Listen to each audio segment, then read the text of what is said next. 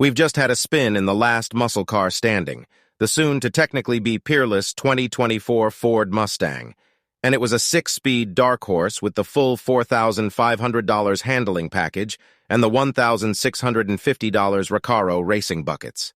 It was a 1-hour spin around downtown Detroit that never came close to maxing out the infotainment screen's G-meter scale in any direction, but it gave us a taste of what this top-shelf non-Shelby steed will be like to live with. Reasonably comfy for long cruises in normal mode and as expected.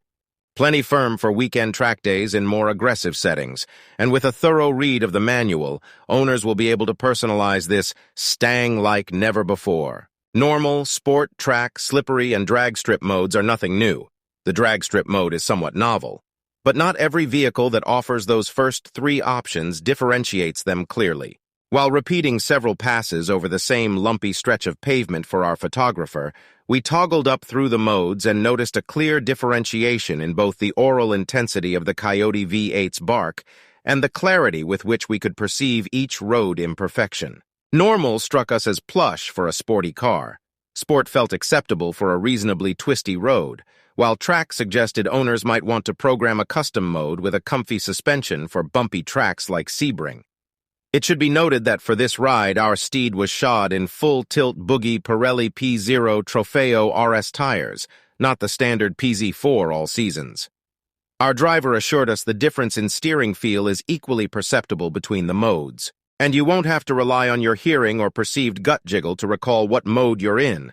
The graphics in the 12.4-inch instrument cluster assigned to each mode are very different, ranging from traditional round gauges, normal, to curved tach and speedometer gauges arrayed at the lower corners of the cluster, sport, to a bold ribbon tachometer across the top above a digital speed and gear selection reading in track mode, unless you prefer to mix and match screens or select the Fox Body Mustang gauge look or a simplified calm screen.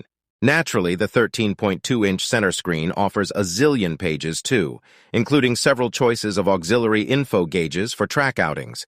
Even the primary and secondary coloring of said gauges and screen can be programmed along with the ambient lighting.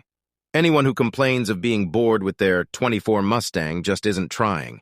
We verified that when you shut down your dark horse in track mode, lock, and return, it'll retain that mode, or any other.